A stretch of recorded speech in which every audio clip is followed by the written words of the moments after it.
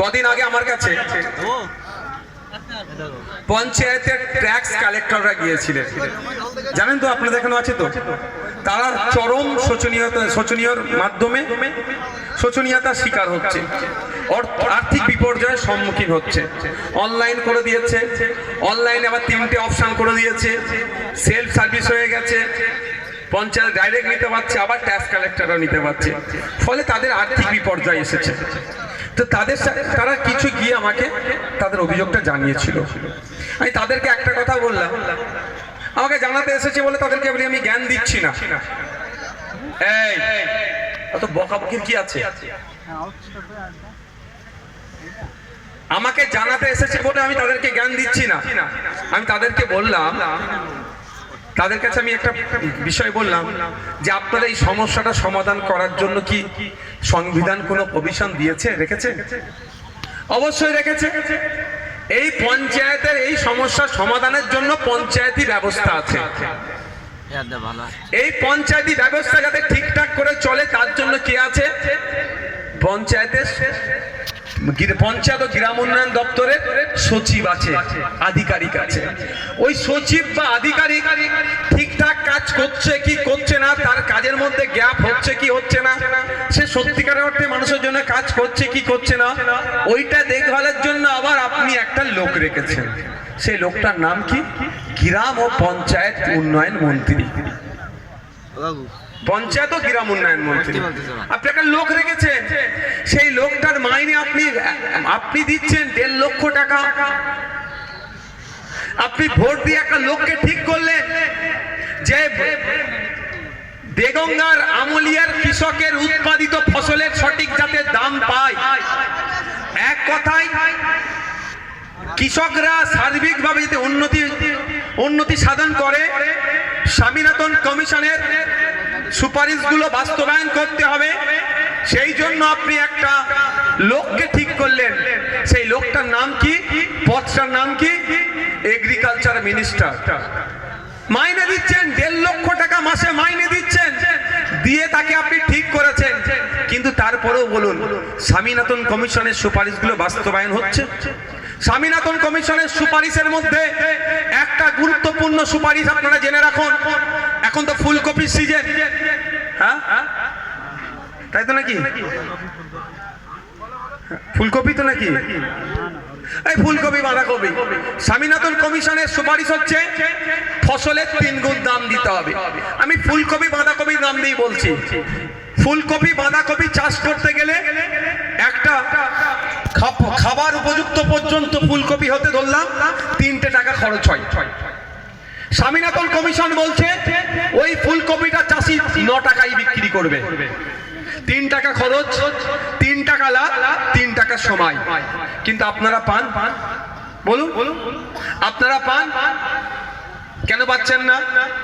আপনারা লোক বসালেন, তাকে 1.5 লক্ষ টাকা মাইনে দিচ্ছেন, তাকে মন্ত্রী বানালেন আপনিই তো।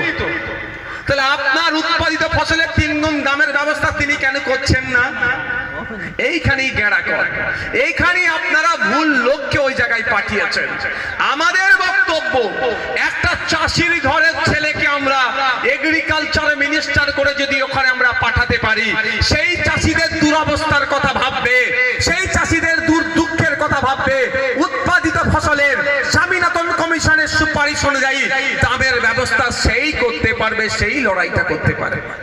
এই সিস্টেমটা আপনারা ধরতে পারছেন না। আপনারা পাঠিয়ে দিচ্ছেন, কিন্তু সে পাঠিয়ে আপনাদের আরো ক্ষতি করছে। আপনাদের মাসিক গড় আয় কত কৃষকদের? মাস গেলে বিলো 8,000 মিলিয়ে নেবেন আপনারা। 8,000 টাকা নিচে ইনকাম এক একটা কৃষকদের। আগে ছিল 7,000, আমি বিধায়ক হওয়ার আগে ছিল 7,000। এতবার বিধানসভায় কৃষকের ইনকাম নিয়ে জ্বালাই ওদেরকে জ্বালিয়েছি। এখন তথ্য দিচ্ছে 8,000-এর নিচে, মানে 1,000 টাকা বেড়েছে। একটাকে বাড়িয়েছে। পশ্চিমবাংলার 50% সরাসরি কৃষকের মাসে 1,000 টাকা অন্তত বৃদ্ধি পেয়েছে।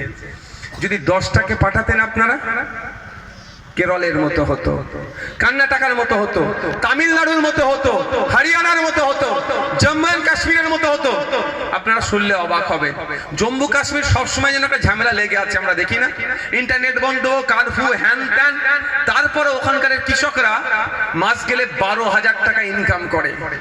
হরিয়ানার কৃষকরা BMW চড়ে ঘোরে, আপনারা দেখেছেন তো? হরিয়ানার কৃষকরা মাস গেলে 22,000 টাকার কাছাকাছি ইনকাম করে।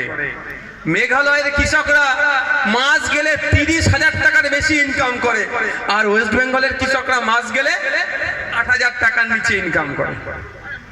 ওরাও কৃষক, আপনিও কৃষক। তো আমি আপনাদের হিসাব আমি দেখিয়ে দিচ্ছি, মাস গেলে আপনিও 24,000 টাকা ইনকাম করতে পারতেন যদি ফসলের 3 টাকা খরচ হচ্ছে 9 টাকায় বিক্রি করতেন। 3 আষ্টে 24, তো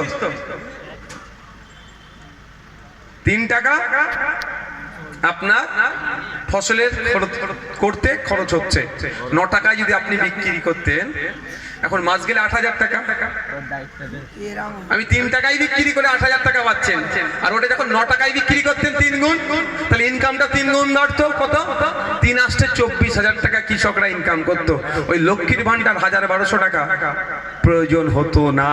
তাই মা বাপ প্রত্যেককে বলবো, আপনার হাতে 1,000 টাকা ধরিয়ে দিচ্ছে, আপনার কাছ থেকে মাস গেলে ওরা 15,000 টাকা চুরি করে নিচ্ছে, মধ্যিখানে দালাল ছেড়ে দিয়ে।